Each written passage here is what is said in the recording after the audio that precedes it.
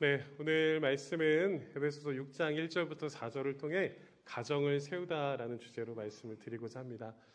네, 오늘도 성가대에게 좀 부탁을 드리는 것은 오늘 축도 끝나고 오늘 성가대 찬양이 없을 예정입니다. 그래서 지금 사랑하는 남편과 아내 옆으로 자리를 이동하시면 감사하겠습니다. 1년에 한 번 있는 일입니다. 자리를 이동하셔서 사랑하는 가족들 사이로 들어가셔서 함께 자리에 앉으시면 좋겠습니다. 또 앉아 계신 우리 가족분들은 사랑하는 우리 성가대 가족들이 옆에 앉을 수 있도록 자리를 좀 같이 마련을 해주시고 오늘 또 부부의 또 어버이 은혜를 또 함께 맞이하는 은혜 시간들이 되셨으면 좋겠습니다.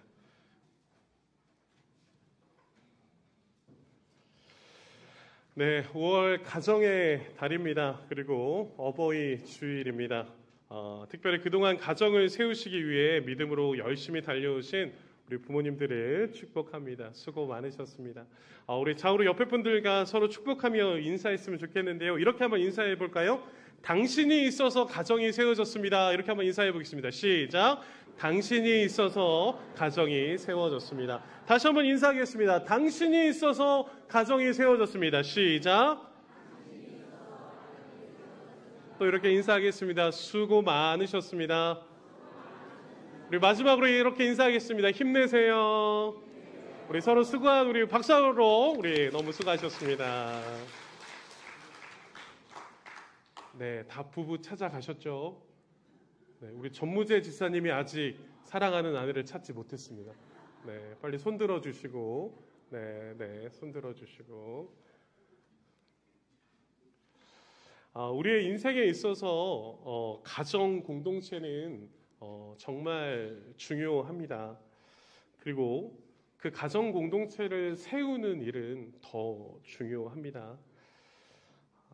건강한 가정이 있어야 건강한 나라가 있을 수 있고 건강한 가정이 있어야 건강한 교회도 있을 수 있습니다. 그래서 하나님은 창세기 2장 18절을 통해서 사람이 혼자 사는 것이 좋지 아니하니라고 직접 말씀하셨습니다. 그리고 하나님의 계획과 하나님의 주권 속에 하나님께서는 최초의 공동체를 세우셨는데 그 최초의 공동체가 무엇입니까? 같이 한번 고백해 볼까요? 가정입니다.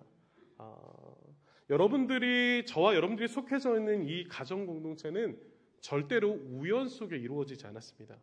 나의 계획과 나의 선택 속에 가정이 세워지지 않았습니다. 철저하게 하나님의 주권 속에 부부를 돕는 배필로 만나게 하셨고 한 가정을 이루게 하셨으며 그 가정에 아름다운 자녀를 믿음 안에서 선물로 주신 줄 믿습니다. 그렇게 하나님께서는 가정을 세우셨습니다. 그렇게 하나님께서 저와 여러분들의 가정을 아름답게 세우셨습니다.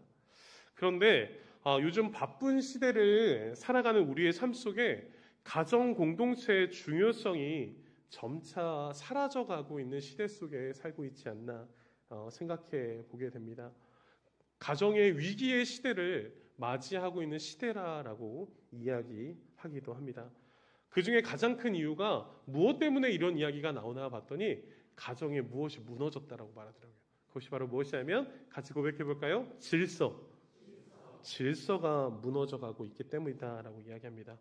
부모가 부모로서 인정받지 못하는 시대, 부부가 돕는 배필이 아니라 서로 하나 되지 않는 시대,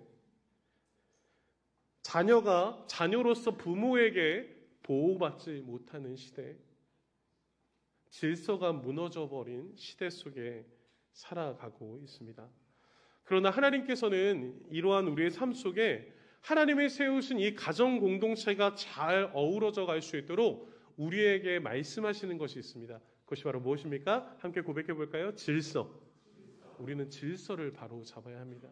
세상 속에 흔들리고 쓰러져 있는 우리의 가정이 하나님의 질서 안에서 다시 세워지는 놀라운 역사가 일어나기를 간절히 소망합니다. 질서가 있어야 혼란을 막을 수 있고 질서가 있어야 우리의 가정은 화목할 수 있습니다. 그래서 작년 2024년 5월 12일 날 제가 여러분들에게 가정의 달을 맞아 부부의 질서라는 설교를 말씀을 드렸습니다. 성경적으로 부부의 질서가 잘 서야 가정이 화목할 수 있고 가정에 평화가 있을 수 있다라고 말씀드리며 부부의 질서를 잘 세워가십시오라고 선포했는데 잘 실천하고 계십니까? 5분 대답하셨습니다. 다시 한번 묻습니다. 부부의 질서 성경 안에서 잘 실천하고 계십니까? 저와 여러분들은 이 부부의 성경적 실천을 잘 세워가셔야 됩니다. 왜냐하면 하나님께서 돕는 배필로 두 부부를 만나게 하셨고 그 가정을 시작하셨기 때문입니다. 이 가정의 성경적인 질서를 에베소서 5장 24절부터 25절까지 말씀드리는데 다시 한번 복습한다는 마음으로 우리의 부부의 질서가 잘 세워졌는지 다시 한번 좀 점검해 봤으면 좋겠습니다. 우리 24절 25절 같이 읽습니다. 시작. 그러나 교회가 그리스도에게 하듯 아내들도 범사의 남편에게 복종할지라. 남편들아 아내 사랑하기를 그리스도께서 교회를 사랑하시고 위하여 자신을 주신과 같이 하라. 아멘. 질서를 묻겠습니다. 우리 아내분들 손 한번 들어보시죠. 네. 남편에게 복종하고 계십니까? 3분 대답하셨습니다. 자, 손 내리시고 우리 남편분들 손 한번 들어보시죠. 남편분들. 네. 그리스도께서 교회를 사랑하시듯 우리 남편분들 아내를 그리스도께서 교회를 사랑하듯이 아내를 사랑하고 계십니까? 네 분이시네요. 네, 손 내려보십시오. 네, 이렇게 성경의 질서대로 살아가야 되는데 참 쉬운 일이 아닙니다. 그렇게 살아가려고 애쓰시는 저와 여러분들 되시길 간절히 축원합니다. 오늘 이 에베소서에서 이 말하는 이 본문의 이야기는 다시 한번 부부의 질서를 명확하게 말합니다. 그 성경적인 질서를 아담과 하와를 통해서 우리에게 말씀하는데요. 아담과 하와의 이름을 제가 말씀드렸었죠. 아담의 이름은 무엇이었죠? 흙과 먼지라는 이름 안에서 죽음이라는 것을 나타냈습니다. 그래서 남편인 이 아담은 죽기까지 누구를 사랑하는 것이라고요? 아내를 사랑하는 것. 싫으세요? 네. 남편은 아내를 죽기까지 나의 가정을 책임지는 자로 하나님께서 부르셨음을 믿으시기를 간절히 축원합니다. 죽기까지 가정을 사랑하시는 거예요. 죽기까지 나의 아내를 사랑하는 거예요. 나의 자녀들을 사랑하는 거예요. 나의 희생을 통해 가정을 세우는 겁니다. 그것이 하나님께서 성경을 말하는 남자에게 주신 남편에게 주신 질서입니다. 그러면 아내는 어떻게 해야 됩니까? 하와의 이름은 생명입니다. 남편의 희생과 헌신을 통해 그렇게 헌신을 통해 이 아내는 생명력을 발휘해야 됩니다. 그 생명력을 통해 가정을 세우고 하나님께서 사람의 코에 생기를 부어 넣으셨듯이 우리 아내분들은 가정에 생기를 불어넣는 생명력 있는 아내분들 되시길 간절히 축원합니다. 자녀들에게만 생기를 불어넣지 마시고 남편에게도 생기를 불어넣어 주셔야 됩니다. 이 남편이 일찍 죽으면 안 되거든요. 계속 가정을 위해서 헌신하고 희생할 수 있도록 상호 보완적인 겁니다. 돕는 배필이라는 것은 상호 보완적인 것이거든요. 하나님께서는 그렇게 창세기를 통해 이 부부가 어떻게 살아가야 되는지에 대해서 말씀하셨습니다. 그리고 오늘 에베소서를 통해 결론적으로 말씀하는 건 무엇입니까? 신랑 되신 예수 그리스도와 신부 되는 교회를 통해 다시 한번 확정짓고 있습니다. 신랑 되신 예수 그리스도가 교회를 위해 무엇을 바쳤습니까? 자신의 생명을 다해 죽음을 다해 교회를 지켰습니다. 교회를 세웠습니다. 십자가에서 죽으면서까지 우리 예수님께서는 신랑 되신 예수 그리스도가 저와 여러분들을 지켜주셨는 줄 믿으시길 간절히 축원합니다. 그렇게 저와 여러분들을 살렸습니다. 그리고 신부된 교회는 누구에게 복종하는 거예요? 신랑에게 복종하라는 겁니다. 네. 이 신부된 교회는 생명을 준 이 예수 그리스도 앞에 복종하며 순종하며 함께 생명력 넘치게 달려갈 것을 성경을 통해 우리에게 말씀하고 있습니다. 사랑하는 성도 여러분, 부부가 무엇입니까? 돕는 배필입니다. 내가 잘났냐, 너가 잘났냐, 누가 잘했냐, 못했냐가 아니라 서로의 연약함을 채우기 위해서 하나님께서 저와 여러분들을 각각 부부로 세워주셨는지를 믿으시길 간절히 축원합니다. 그래서 부부의 질서를 잘 세워가 주셔야 됩니다. 예수 그리스도가 교회를 위해서 십자가에서 죽기까지 최선을 다하셨던 것처럼 우리 남편분들은 아내 사랑하기를 십자가의 사랑으로 사랑하는 만큼 사랑해 주시고, 아내는 그 사랑에 힘입어 남편을 더욱더 생명력 넘치게 돌보시는 은혜가 저와 여러분들의 가정 가운데 넘치시기를 간절히 축원합니다. 남편은 끝까지 가정을 책임지고 아내는 가정에 생명력을 불어 넣으셔서 하나님이 우리 가정을 향한 돕는 배필의 은혜가 가득 넘치시길 간절히 축원합니다. 그렇게 부부의 질서가 잘 세워졌다면 이제 우리가 세워야 될 두 번째 질서는 바로 무엇이냐면, 같이 한번 고백해 보겠습니다. 부모와 자녀의 질서. 맞습니다. 부모와 자녀의 질서, 이 가정의 질서를 잘 세워야 합니다. 이 성경적인 질서를 잘 세워가야 합니다. 사랑하는 우리 부모 세대 여러분, 지금 이 자리에 부모님들이 많이 앉아 계셔서 여러분들께 여쭤봅니다. 여러분들은 자녀들을 향한 어떠한 계획과 어떠한 목표를 가지고 계십니까? 그리고 지금까지 자녀들을 어떻게 키우셨고 앞으로 우리 자녀들을 어떻게 키워나가기를 원하십니까? 부모로서 나의 자녀를 어떻게 책임지고 어떻게 키우고 어떻게 자녀들을 키워나가기를 원하시는지, 그거를 여쭤보고 싶습니다. 한 부모가 아이에게 이러한 질문을 했다고 합니다. 잘 생각해 보시고 어떤 답을 결정할 건지 결정해 보시면 좋을 것 같아요. 한 부모가 아이에게 넌 어떤 사람이 될래? 라고 물었다고 합니다. 넌 어떤 사람이 될래? 우리 부모님들 이런 질문 많이 하시잖아요. 야, 너 커서 뭐 될래? 너 어떤 사람이 될 거야? 이런 질문 많이 하시잖아요. 한 부모가 아이에게 넌 어떤 사람이 될래? 라고 묻자 그 아이가 이렇게 대답했다고 합니다. 저는 훌륭한 사람이 될래요. 대답 마음에 드세요?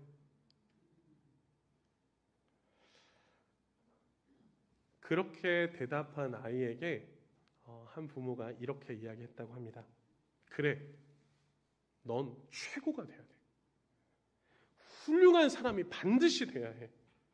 너는 좋은 대학을 가야 되고 좋은 직장에 가고 좋은 집을 사고 좋은 차를 타고 성공한 사람이 꼭 되어야 한다. 왜? 내가 너를 위해서 그렇게 희생했기 때문에. 내가 너를 위해서 그렇게 헌신했기 때문에. 내가 너를 위해서 최선을 다해 노력했기 때문에 너는 훌륭한 사람이 반드시 되어야 해.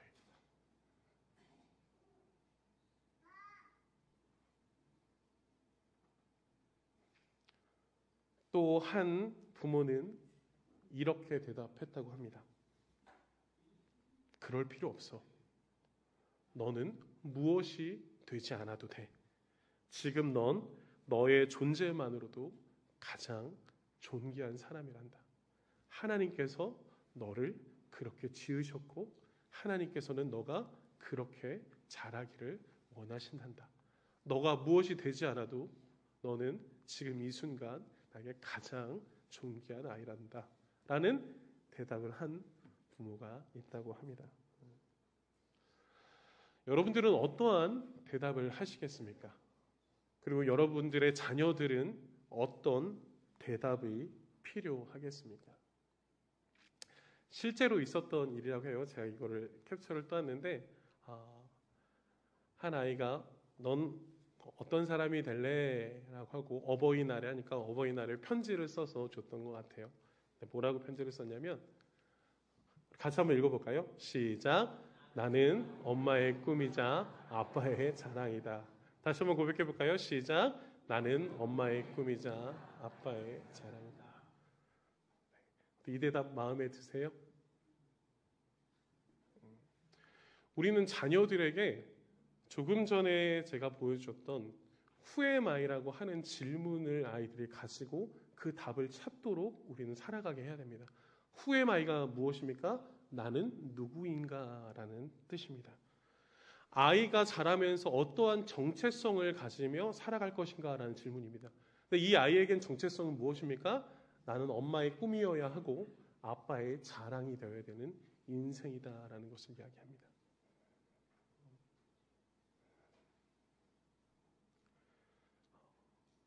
이 아이의 목표는 부모를 기쁘게 하는 것, 부모의 자랑으로 살아가는 것, 부모의 꿈을 이루어야 하는 도구로서의 삶을 살 수밖에 없는 삶이 되어버린 것입니다. 여러분, 우리 사랑하는 자녀들에게 여러분 어떤 대답을 해 주시겠습니까?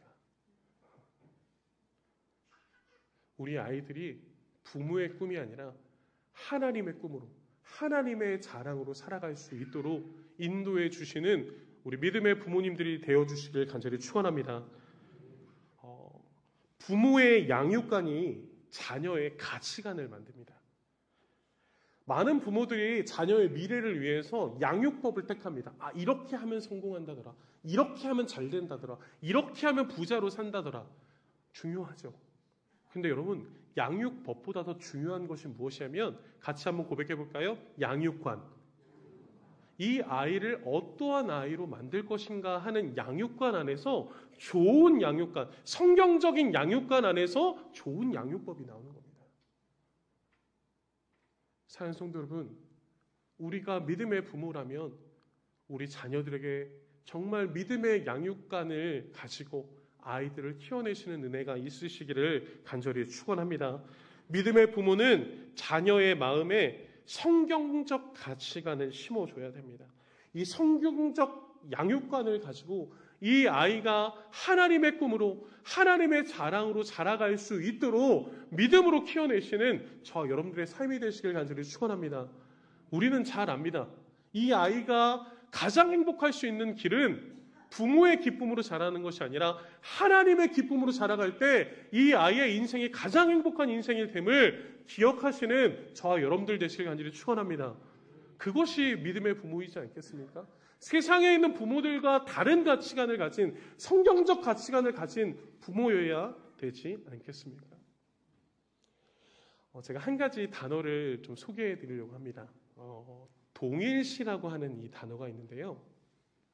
이 동일시라고 하는 단어는 어떤 뜻이냐면 개인이 다른 사람의 어떤 부분을 갖게 되는 자동적이며 무의식적인 과정이다라는 것이 동일시라는 말이래요. 쉽게 말하면 이 동일시라는 건 뭐냐면 어린아이가 사진기처럼 찍어서 내 것으로 받아들이는 거예요. 어린아이가 무엇인가를 판단할 수 없잖아요. 어린아이 자녀들이. 근데 이 어린아이가 자신의 인생에 가장 지대한 역할을 하는 사람들의 행동을 바라보면서 그것을 사진기처럼 찍는 거예요. 쉽게 말하면 아이가 사랑을 배우는데 그 사랑을 누구를 통해 배우는 겁니까? 부모를 통해 배우는 겁니다. 우리 부모가 나를 어떻게 사랑해 줬는지, 우리 부모가 나를 어떻게 사랑하고 아껴줬는지 그 사랑을 통해서 이것이 사랑이구나라는 것을 동일시하는 거예요. 또 어떤 것들이 있을까요? 신앙생활도 마찬가지입니다.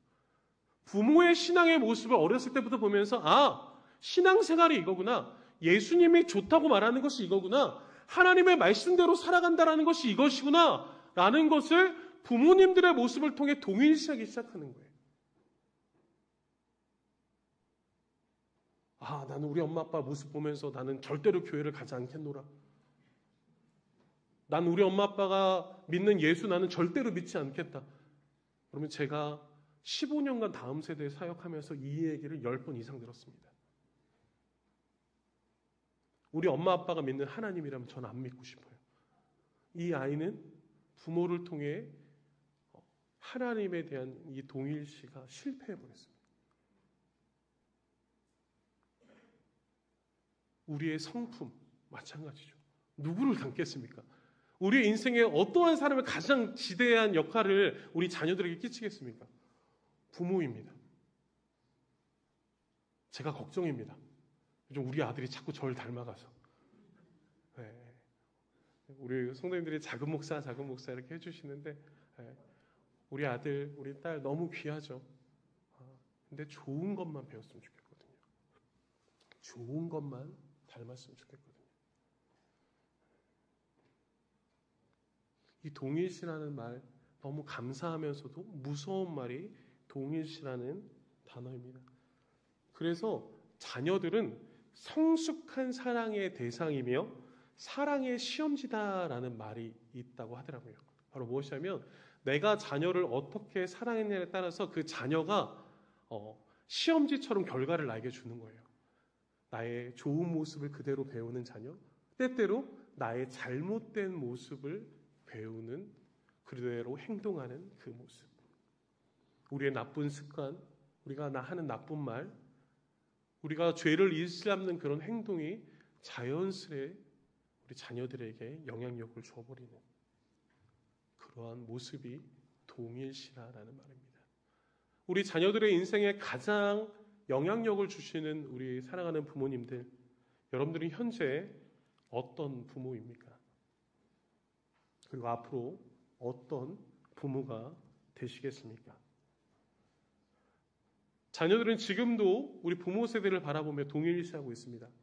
인생을 어떻게 사는 거구나. 사랑을 어떻게 하는 거구나. 신앙생활을 어떻게 하는 거구나. 저 여러분들을 바라보며 부모 세대가 어떻게 하는지 뒤에서 바라보며 달려오고 있습니다. 사랑하는 성도 여러분, 저와 여러분들이 부모 세대가 되어 우리 사랑하는 자녀 세대들에게 좋은 성경적 가치관을 주는 믿음의 부모가 되시기를 간절히 축원합니다. 더욱더 우리 부모님처럼 우리 사랑하는 엄마 아빠처럼 내가 사랑하고 신앙생활하고 서로 아끼고 나아가는 하나님의 거룩한 자녀가 되어야겠다라는 꿈을 가질 수 있도록 그렇게 쓰임받는 저와 여러분들 되시기를 간절히 축원합니다. 유명한 목사님이 있죠. 마틴 로이드 존스 목사님이 이 시대를 살아가고 있는 그리스도인들에게 이런 이야기를 했다라고 해요. 우리 같이 한번 읽어볼까요? 시작. 지금은 가장 박해가 편만한 시기다. 이 시대를 살아가고 있는 그리스도인들에게 목사라고 하는 분이 이야기하는 것이 그리스도인들이 지금 살아가고 있는 모습들과 상황들이 가장 박해와 어려움이 많은 때이다.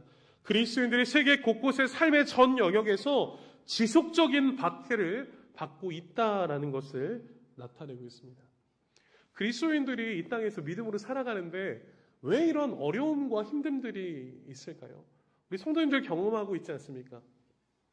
직장에서, 때때로 가정에서, 친구를 만나는 과정들 속에 이 많은 어려움들과 박해를 받고 있지 않습니까? 그 이유가 바로 무엇인지 아십니까? 저와 여러분들은 예수 그리스도 안에서 이 복음과 이 성경의 가치관을 가지고 기독교 세계관이라고 하는 믿음의 정체성을 가지고 살아갑니다. 그러나 세상은 어떻습니까? 세상의 세계관은 다릅니다. 죄의 세계관, 세상의 질서 안에서 세상의 세계관과 기독교 세계관이 충돌합니다. 근데 우리 왜 박해받아야 됩니까? 그리스도인들이 더 적거든요. 예수 안 믿는 사람이 더 많거든요. 우리나라만 봐도 8대 2죠. 예수 믿는 사람이 많게 2, 예수 믿지 않는 사람들이 8. 그러다 보니 세상에서 믿음을 가지고 기독교 세계관을 가지고 살아간다는 것이 얼마나 힘든 세상인지 마틴 로이드 존스 목사님은 그거를 우리에게 말씀하고 있는 것입니다. 그런데 저는 그것을 뛰어넘어 우리 자녀 세대들이 더 힘들어하고 있는 상황들을 한 가지 더 나타내고자 합니다. 그렇게 기독교 세계관을 가지고 세상에서 살기도 힘든데 어떤 일이 일어나는지 아십니까? 가정에서도 힘듦을 발견하는 거예요. 부부의 생각의 차이가 부모의 생각의 차이로 인해서 자녀들이 가정에서마저도 혼란스럽다라는 거예요. 엄마는 기독교 세계관에서 믿음을 이해하고 있는데 아빠는 세상의 세계관에 갇혀서 이렇게 해야 성공한다라고 강요합니다. 반대로 엄마는 세상의 세계관 속에서 이렇게 하나라고 말하지만 아빠는 기독교 세계관에 갇혀서 이렇게 사는 것이 옳다라고 말합니다. 자녀들 무엇을 선택해야 됩니까? 혼란스럽습니다. 답답합니다. 세상에서도 치이고 집에 와서도 치이고 우리 엄마 아빠가 교회를 다니고 있음에도 불구하고 세상의 세계관과 기독교 세계관 안에서 부모마저도 혼란스러워하고 충돌하고 있다면 우리 자녀 세대들 무엇을 선택해야 할까요? 여러분들이 속해져 있는 가정 공동체는 어떤 모습입니까? 어떤 세계관으로 우리 자녀들을 키워내고 있습니까? 오늘 우리가 읽은 본문 말씀은 부모와 자녀를 향한 하나님의 성경적 질서를 우리에게 말씀하고 있습니다. 기독교적인 세계관을 가지고 이 땅 가운데서 어떻게 믿음으로 살아갈지에 대해서 질서를 우리에게 말씀하고 있습니다. 가정의 달에 참 많이 들었던 말씀이기도 한데요. 사랑하는 성도 여러분, 오늘 말씀을 통해 우리의 가정의 질서가, 우리의 부모의 질서가, 부모와 자녀와의 질서가 믿음 안에서 온전히 세워지는 은혜의 시간이 되시길 간절히 축원합니다. 세 가지로 함께 살펴보겠습니다. 그 전에 에베소서 6장 1절부터 4절까지 말씀 중에 우리가 어떤 말씀을 제일 좋아할까 생각해 보니까 이 3절 같더라고요. 같이 한번 읽어볼까요? 시작. 이로써 내가 잘되고 땅에서 장수하리라. 잘되다, 장수하다. 자녀들이나 부모들이나 이 말씀을 제일 좋아할 겁니다. 나의 자녀들이 땅에서 잘되고 장수한다. 얼마나 행복한 이야기입니까? 가정을 건강히 세우고 자녀를 믿음으로 건강히 세워나가기 위해서 우리는 어떻게 해야 될까요? 근데 여러분들 이 3절을 우리가 오해하지 말아야 될 것이 있는데 이 3절의 내용은요.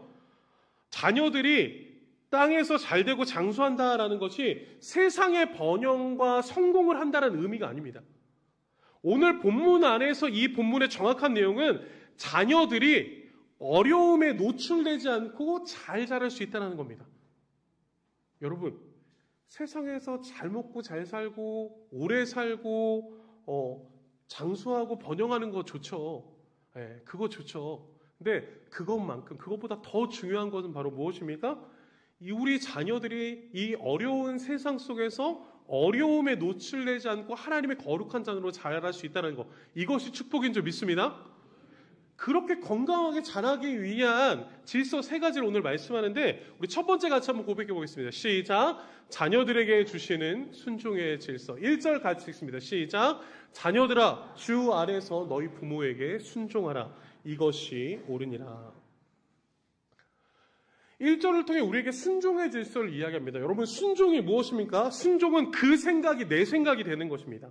내 뜻과 내 생각과 계획이 달라도 그분의 결정을 따르는 것. 우리 교회에서 하나님 앞에 순종합시다 라는 말씀 많이 하죠.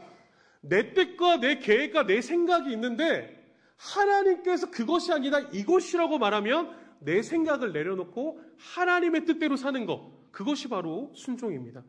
그런데 오늘 그 순종하라라는 그 말을 우리의 뜻과 우리의 생각과 우리의 계획이 달라도 자녀들이 누구에게 순종하라고 이야기하는 겁니까? 부모의 뜻에 순종하라라고 말하고 있습니다. 굳이 부모님의 순종을 따라야 하는가? 부모님의 선택이 다 맞는 것인가? 라는 생각이 들 수 있습니다. 그래서 오늘 성경에서는 조건을 답니다. 두 가지의 조건을 다는데 첫 번째 조건은 뭐냐면 이 자녀들이라는 단어를 통해 우리는 알 수 있습니다. 이 자녀들은요 80 먹은 부모가 50 먹은 자녀에게 자녀들아라고 부르는 그 단어가 아닙니다. 이 자녀들이라는 단어는 특정한 대상인데 부모의 집 안에 머물러 있는 자녀들, 부모의 교훈을 듣고 이해하고 결정할 수 있는 나이대, 즉 어린아이부터 초등학교부터 대학생들까지 경제적으로 정신적으로 자립하지 못한 자녀들, 아직 결혼하지 않은 자녀들, 이 자녀들을 여기서 자녀들아라고 구역을 정하고 있습니다. 여러분들 이 성경에서 말하는 자녀들을 교회에서 뭐라고 부르는지 아세요? 같이 한번 고백해 볼까요? 다음 세대들이라고 말해요. 이 다음 세대들에게 말하는 성경이 말하는 가정의 질서가 바로 무엇이냐면 바로 부모에게 순종하라라고 말하고 있는 거예요. 여러분들에게 물어보겠습니다. 여러분들의 자녀들 부모에게 순종하고 있습니까? 여러분 순종하게 하셔야 될 줄 믿습니다. 그것이 성경의 질서입니다. 자녀들이 부모에게 순종할 때 오늘 또 본문은 두 번째로 가장 중요한 핵심을 이야기하는데 바로 주 안에서라는 조건을 달고 있습니다. 이 주 안에서라는 단어의 뜻은 뭐냐면 주님께 속해져 있다라는 겁니다. 자녀들이 주님께 속해져 있다라면 부모에게 순종하라라는 것입니다. 그러나 더 중요한 것은 바로 무엇이냐면 부모도 마찬가지입니다. 부모가 주 안에 속해져 있을 때 자녀들은 부모에게 순종하라라는 것입니다. 제가 이걸 사진으로 설명해 봤거든요. 자녀들은 부모의 손을 붙들고 달려갑니다. 자, 그런데 자녀들아 부모에게 순종하라라는 이 뜻은 바로 무엇이냐면 자녀들이 부모에게 순종하라. 또 부모는 누구에게 순종하라? 하나님에게 순종하라. 주 안에 있어라라고 이야기합니다. 결국 이 뜻은 자녀들은 누구에게 순종하라라는 것을 이야기합니까? 함께 선포해 볼까요? 하나님. 자녀들이 하나님 앞에 순종할 때 땅에서 잘되고 장수하는 복을 누릴 수 있다는 겁니다. 근데 여기서 중요한 핵심입니다. 자녀가 어리고요. 자녀가 잘 모를 수 있습니다. 그렇기 때문에 자녀는 누구에게 순종해야 됩니까? 부모의 말에 순종하게 해야 돼요. 그래서 부모를 통해 부모는 자녀에게 누구를 전하는 겁니까? 하나님의 뜻을 전하는 거예요. 결국 자녀가 성공하는 인생, 하나님 앞에 복받는 인생이 되기 위해서는 부모가 중간에서 돕는 자 역할을 해서 하나님을 경외하게 하는 자녀로 세워야 함을 믿으시길 간절히 축원합니다. 주님께 속한 자녀이기 때문에 부모님께 순종하라는 것입니다. 그래서 오늘의 말씀은 하나님의 뜻에 순종하는 부모, 그리고 그러한 부모의 뜻에 순종하는 자녀가 되어서 하나님 앞에 나아갈 때 하나님께서는 이것이 옳으니라 라고 1절에서 말합니다. 하나님께서 기뻐하신다는 말입니다.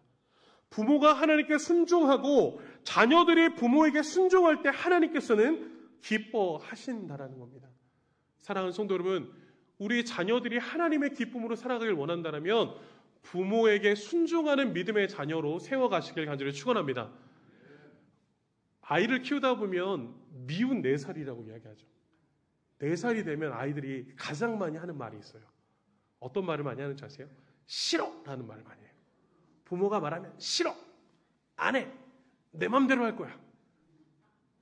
5살, 6살 되면 더 그렇습니다. 엄마는 내 마음을 알지 못해. 엄마가 뭘 안다고 그래. 엄마는 시대에 들떨어진 것 같아. 네.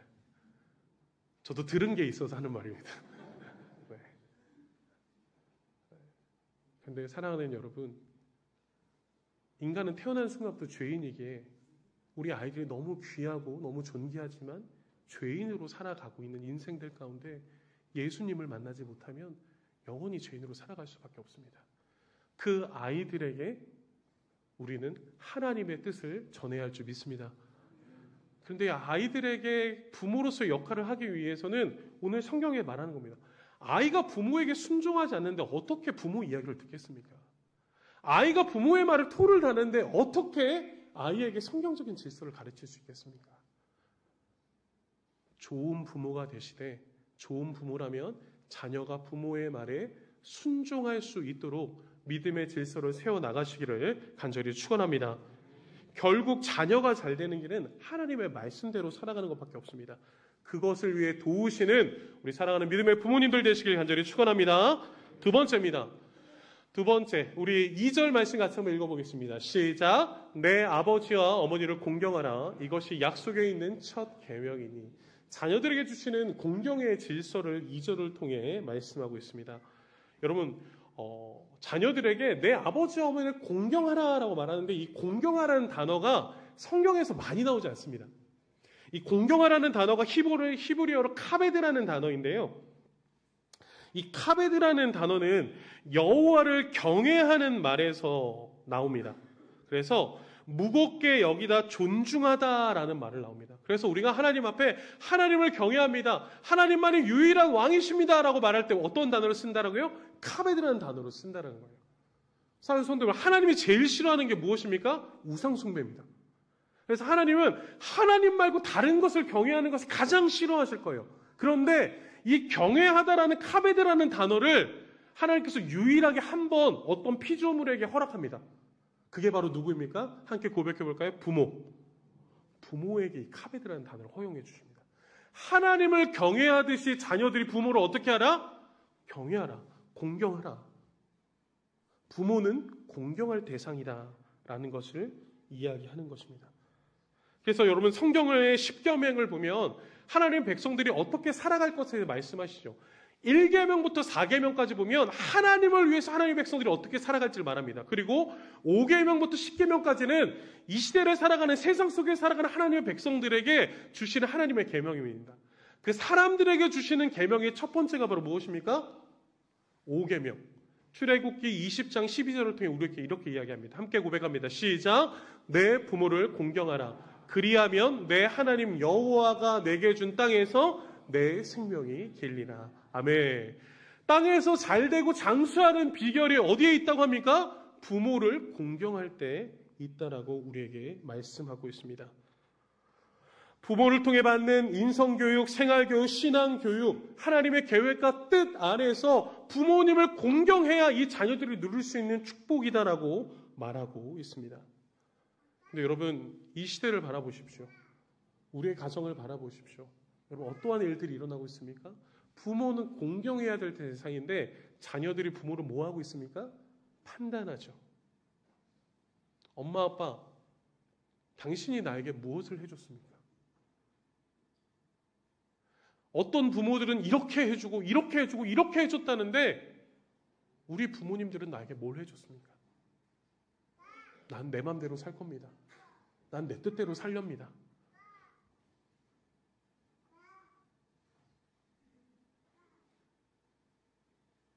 이러한 시대 속에 살아가고 있습니다.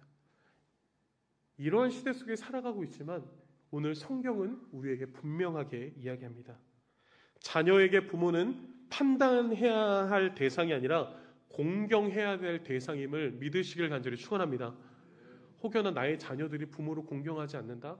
혼내십시오. 지금 혼내셔야 됩니다. 지금 바로 잡으셔야 됩니다. 그것이 자녀들이 복을 받는 길입니다. 분명하게 질서를 지켜주셔야 합니다. 그것이 오늘 성경에서 말하는 것. 아이를 학대하라는 말이 아닙니다. 인격적으로 그 아이가 부모에게 순종하고 공경할 수 있도록 부모의 질서를 세워줘야 한다라는 말을 이야기합니다. 에베소 교회에 어떤 좀 특별한 일들이 있습니다. 지금 에베소 교회에 지금 한국 교회와 한국 사회와 같이 에베소 교회에 나이든 부모가 많았습니다. 근데 이 나이든 부모가 많다 보니까 육체적으로 아픈 분들, 경제적으로 어려운 분들이 너무 많은 거예요. 요즘 한국 교회가 그렇죠. 한국 사회가 그렇죠. 이런 사회 속에 사도 바울은 에베소 교회에 무엇이라고 이야기합니까? 부모를 공경하라라고 말합니다. 지금까지 수고하신 부모를 존중하고 육신의 연약함을 책임져라. 그리하면 하나님께서 너에게 복을 주실 것이다. 여러분, 이 진리의 이 질서를 믿으시는 저와 여러분들 되시길 간절히 축원합니다. 우리 부모님들 자녀들을 너무 사랑하셔서 그런 말씀하시죠. 내가 짐이 되면 안 되는데, 자녀에게 짐을 주면 안 되는데. 우리 부모님 저에게 그렇게 말씀하시더라고요. 우리 원로 목사님 저에게 그런 말씀하시더라고요. 여기 앉아 계신 우리 성도님들, 우리 직분자분들 그런 마음을 가지고 계실지 모르겠습니다. 그 사랑의 마음 잘 압니다. 그러나 우리 자녀들이 하나님의 복을 누릴 수 있도록 우리 부모님들 강건하시고 자녀들이 부모님을 공경할 수 있는, 부모에게 순종할 수 있는 은혜의 시간을 허락해 주시길 간절히 축복합니다. 함께 세워나가는 겁니다. 부모가 있어야 자녀가 있고 함께 믿음으로 달려나갈 수 있습니다. 하나님의 뜻에 순종하여 부모를 공경하는 가정의 질서를 세워나가시는 저와 여러분들의 삶이 되시기를 간절히 축원합니다. 마지막 세 번째입니다. 우리 4절 말씀을 또 같이 한번 읽어보겠습니다. 시작.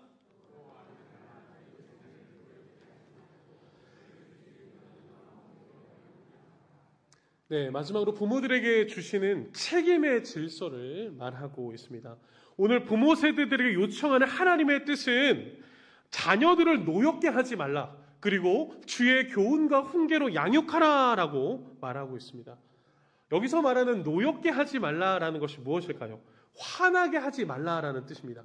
근데 여러분들 이 화나게 하지 말라, 노엽게 하지 말라라는 단어의 뜻을 오해하시면 안 돼요.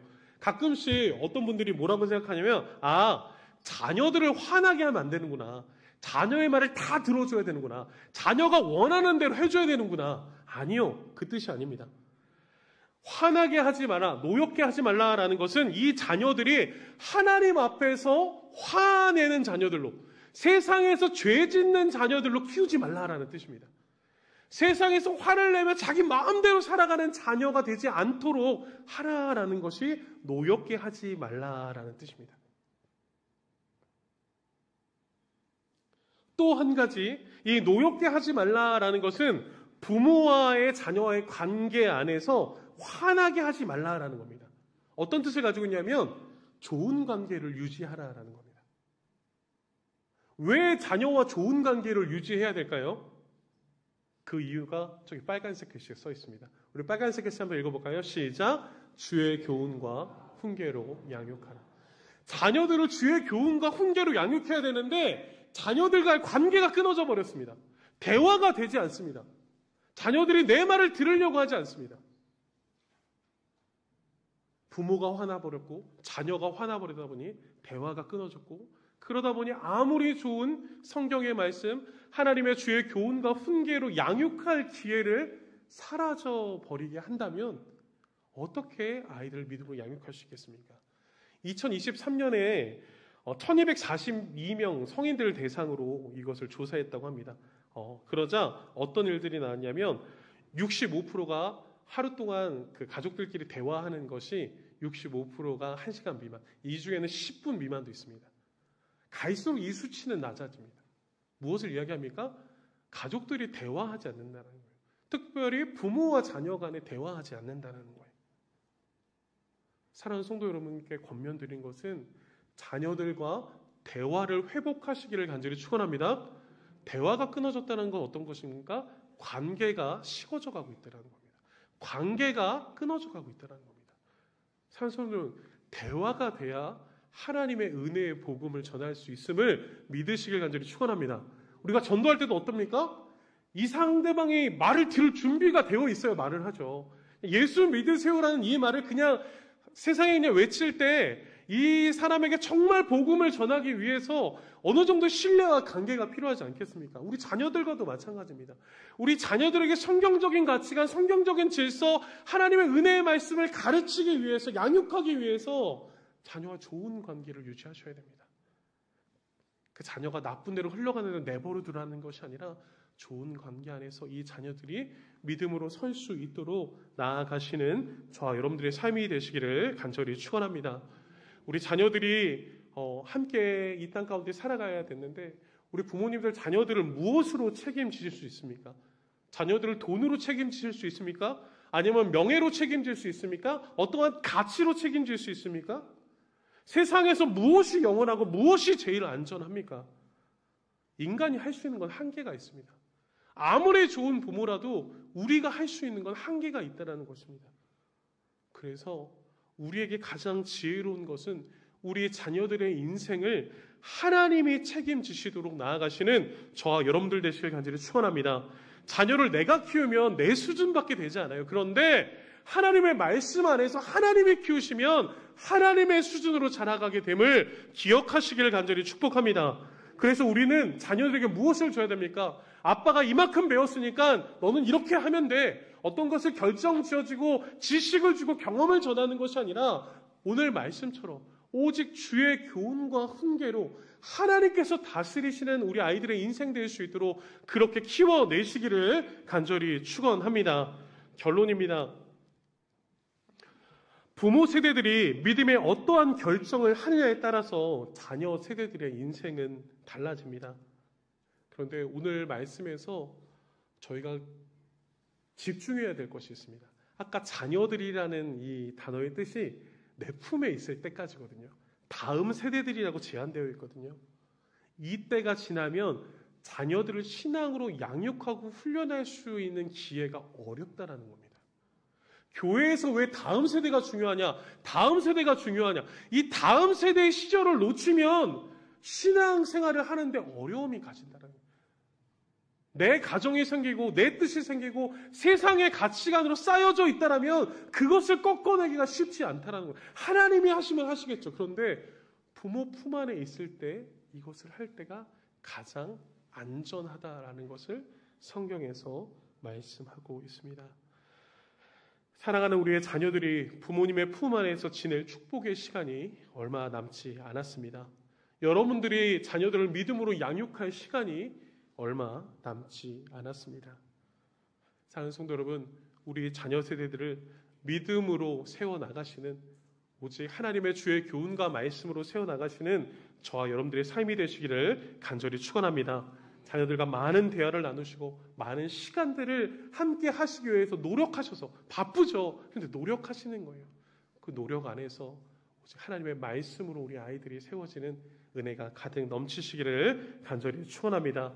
그래서 부모님께 순종하는 자녀, 우리 부모는 하나님께 순종하는 부모가 되어 우리 자녀들이 하나님의 복을 누리는 축복이 넘치는 믿음의 세대들로 키워내시기를 간절히 축원합니다. 마지막으로 이 말씀은 꼭 해야 되겠습니다. 오늘 말씀을 준비하면서 우리의 가정을 어떻게 세울 것이냐, 오늘 본문의 주제가 가정을 세우다잖아요. 그래서 지구촌교회 이동원 원로 목사님께서 이 가정을 성경적으로 어떻게 세울 것인가 글을 써놓으신 게 있어서 제가 이거를 그림으로 한번 살펴봤습니다. 마지막으로 이 말씀 함께 나눴으면 좋겠는데요. 우리의 가정의 기초는 바로 무엇이냐? 오직 예수 그리스도 하나님의 말씀 위에 우리의 가정을 세우시기를 간절히 축원합니다.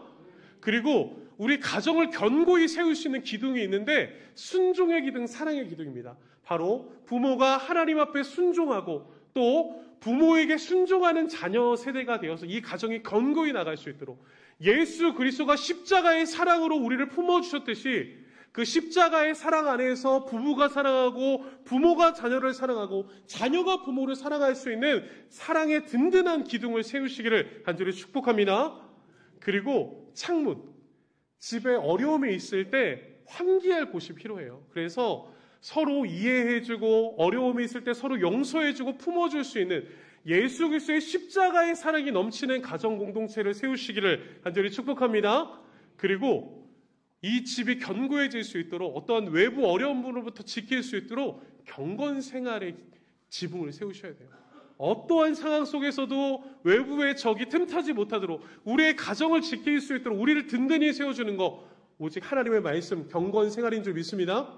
그렇게 우리의 가정을 지켜나가셔야 되고, 그래서 이 견고한 가정 안에서 서로 아름다운 대화와 아름다운 사랑의 공동체를 세워 나가셔야 합니다. 그래서 우리의 가정이 세상의 어떠한 풍파 속에서도 우리의 가정에 들어오면 쉴 수 있는 공간, 남편이 책임지고 가정을 죽기까지 헌신하며 세웠다면 우리 아내분들이 가정이 휴식할 수 있는 생명력 넘치는 가정 공간을 만드셔서 지쳐있는 우리 자녀들이, 우리 남편이, 우리 아내가 가정에서 천국을 누릴 수 있는 믿음의 가정 세워가시길 간절히 축원합니다. 마지막으로 이 가정 우리가 세우기는 한계가 있습니다. 누가 세워주셔야 됩니까? 성령 하나님께서 지키시고 보호하셔야 됩니다. 우리의 가정의 주인이 내가 아니라 오직 예수 그리스도 살아계신 하나님이 되시는 믿음의 가정을 견고히 세워나가셔서 특별히 어버이날 이 부모님이 주신 그 은혜를 우리 자녀들이 마음껏 누리고, 우리 부모 세대들도 부모님들께서 여러분들이 주신 그 은혜를 감사하며 부모를 끝까지 돌보시는 축복이 여러분의 인생 가운데 가득 넘치시기를 간절히 축원합니다.